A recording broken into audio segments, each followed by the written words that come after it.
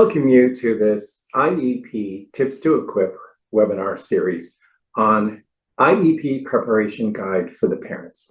This is part 2 of the series for the parents. So, IEP quick tip number 4, gather private records. Many of you have children that have private services such as ABA, speech language, occupational therapy, or maybe even academic tutoring. And even if these services occur in the home, a lot of the information that your private providers glean can be used and can be helpful for educational purposes.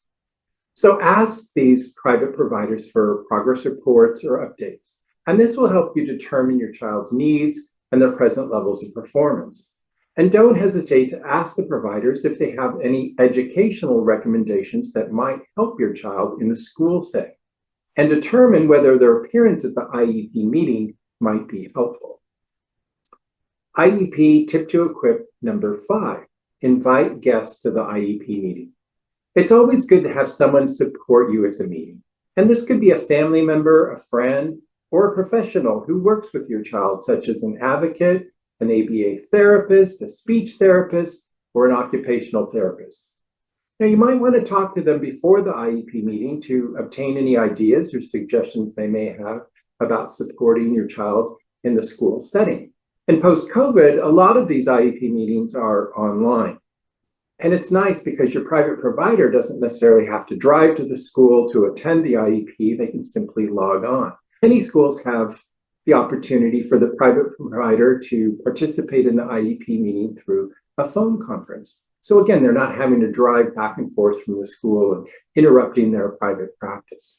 IEP quick tip number 6, private provider school observations.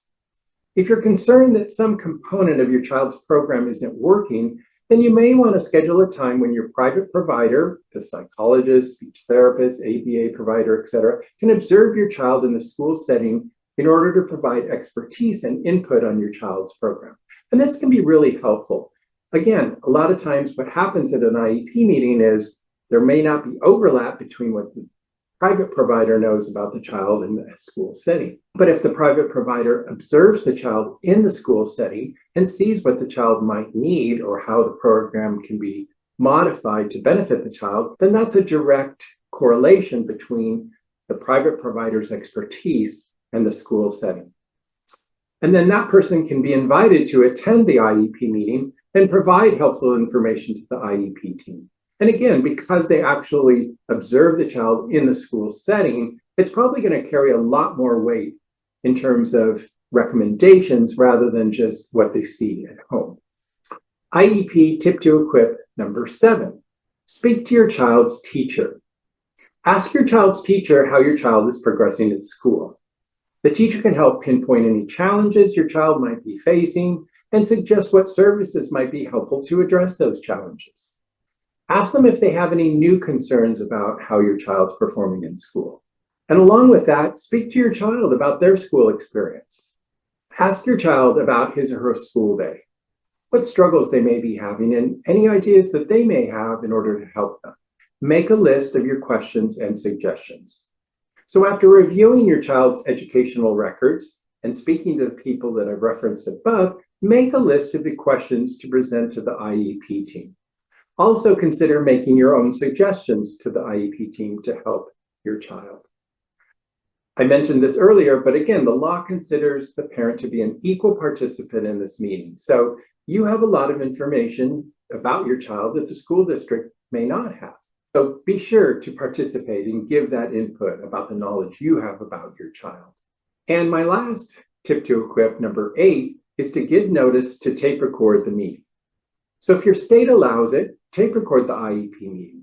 Check your state's rules to determine how much notice you may have to give the school before bringing a tape recorder to the meeting. I think the tape recorder is very useful and free. And what it does is it allows you to actively listen to the IEP team conversation, whether it's a report from the speech therapist or the occupational therapist or the teacher. And rather than having to take notes as to what was being said, you really can listen and you can respond and you can ask questions. The tape recorder, in essence, is taking perfect notes. It also creates a record. So if there's any confusion about what was in the IEP or what was discussed later, you have a recording to refer to. Well, this concludes our discussion about the parents' preparation for the IEP meeting. Subscribe to our newsletter at iepsolution.com, and we'll keep you apprised of the upcoming IEP Tips to Equip videos, as well as live workshops and boot camps that go into topics such as this in much more detail, as well as other important special education topics. Thank you for watching this IEP Tips to Equip video.